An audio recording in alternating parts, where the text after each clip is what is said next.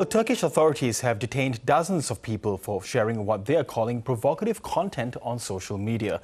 Security forces there are pressing ahead with a crackdown on dissenting voices that escalated with the arrest of the mayor of Istanbul, Ekrem Imamoglu, who's a potential challenger to President Recep Tayyip Erdogan in future elections. And for more, we are joined by Riccardo Gasco, a visiting research fellow at the Istanbul Policy Center. Riccardo, good to have you with us today. Now, Ekrem Imamoglu was arrested on charges of corruption and aiding a terrorist group. What's behind those charges, and is there any evidence of wrongdoing? Thanks for having me. Yes, Ekrem Imamoglu, the mayor of Istanbul and the leading political figure in Turkish politics, was arrested on Wednesday morning on charges of corruption and terrorism, along with other 106 political figures and opposition figures. Özgür Özel, the chairman of the Republican People's Party, the main opposition party from which Imamoglu is a member, condemned the arrest as a civil coup, warning that it represents a serious blow to democracy and to the country. In response, the government has tightened security across the cities, shutting down several metro stations, as it happens frequently, and heavily policing areas like Taksim Square, where, for instance, in 2013, massive anti-government protests took place in the Gezi Park. But despite a ban on demonstrations, tens of thousands of crowds gathered last night in front of the municipality to protest the decision by the Istanbul chief prosecutor to arrest Imamoglu. Therefore, university students defied restrictions and they marched in support of the mayor, clashing with security forces, while demonstrations erupted across Istanbul, Ankara, and Izmir in other cities as well. In Istanbul, thousands rallied outside the municipality, directly challenging the bans imposed by the authority. Now, we saw the reports today that, dozens of people were detained for sharing what they call provocative content. And now the opposition is saying that what's happened, in the past 24 hours or so amounts to a coup. So is that effectively what has happened here? It's not exactly like that. What is happening and what we are experiencing is an increase in authoritarian practices of the government that has been going on quite a while right now. And Imamoglu's arrest comes after a broader judicial crackdown on the opposition, which has escalated in recent months. And it also coincides with an attempted rapprochement between the government and the Kurdish movement, which culminated last month in the PKK's historic leader, Abdullah Öcalan, declaring the organization's disbandment. So what we're experiencing in Turkey is a mix of different political movements, which are all aimed at changing the constitution, because we should remind that Erdogan cannot candidate himself again, because that would constitute the third mandate, which is not allowed by the Turkish constitution. So he's seeking support. And he's seeking support by trying to divide the opposition and trying to find new allies to be able to pass through the constitutional amendment. And of course, as you say, this is like increasing authoritarianism on the part of President Erdogan. Is he also threatened by Imamoglu, and do Turkish voters see Istanbul's mayor as the possible next president? Yes, absolutely. There is a sentence in Turkey that says, and that Erdogan used to say it a lot in the past, that whoever wins Istanbul wins Turkey. And Imamoglu was already able to win over the city of Istanbul and the mayorship for 2 years, for 2 times in 2019 and 2024. So for sure, there is a strong fear by the president, Erdogan, that Imamoglu will be able to challenge him in the next presidential elections.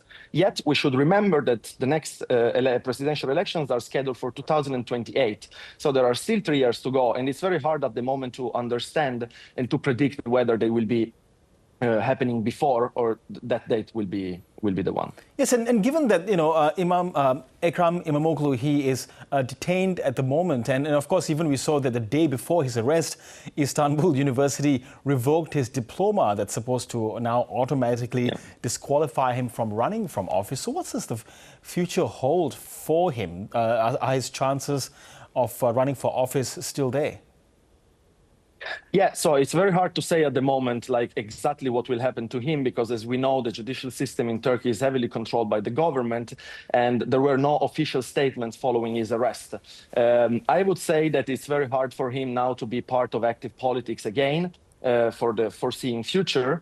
And of course, the opposition is trying to organize and trying to find alternative ways. On Sunday, there will be the primary elections that were supposed to officially make him the candidate for the presidency. And there are some rumors that they will still hold these elections, and that Özgür Özel, the chairman of the CHP, the opposition party, called on people to go and vote for him anyway. So they're trying to build legitimacy against him. But of course, what comes next is very hard to say at the moment, given the current political developments. Yes, and I just wanted to clarify one thing with you, Riccardo. As things stand with the Turkish constitution, Recep Tayyip Erdogan is not eligible to participate as a candidate in the next election. Is that right? That's right. And yes. And how do you see the next year or so going in terms of his efforts to try and change the constitution to make himself eligible once again? Yes, so there are a few ways that the government is attempting. One of them, as I was mentioning, is to change the constitution, but they lack the number of votes to be able to do that directly in the parliament. So there are two options left, and the first one is to call for a referendum, which is, of course, a risk, as we saw already in 2017, when the referendum to move Turkey to a presidential system was won by a very short margin. And then there is another option, which is to call off the parliament and to call for early election. But that is, again, a risk, especially given the very critical economic conditions in which Turkey is living right now and that the Turks are experiencing. We should remember that economy was one of the main factors on which Erdogan was able to build his power over the last 20 plus years. Yes, and can you give us a sense at the moment how popular is Recep Tayyip Erdogan politically in his country among Turkish voters? So his popularity has been decreasing steadily over the last two elections. As we saw, he lost in 2019 the main cities such as Istanbul, Ankara, and Izmir. He lost again in 2024 in the local elections, but another indicating data in this direction is that in 2023, in the presidential election, he was not able to win in the first term. So they had to go to a runoff in which Erdogan then was able to win. So we can say that there is a steady decline in his popularity, mainly due to the economic conditions, which the government is working hard to trying to reverse, but that does not happen at the moment, and inflation is still rising in Turkey, which puts citizens in a very hardship situation from an economic perspective. Yes, and finally, given that Ekrem Imamoglu remains detained, we saw a lot of anti-government protesters come out in the streets. Do you expect things to escalate the longer Istanbul mayor remains in prison? There has definitely been a strong reaction by the public, and there are other planned demonstrations today and during the weekend. And we will have to see to what extent those demonstrations will be participated, because the cost of participating in demonstrations in Turkey is extremely high.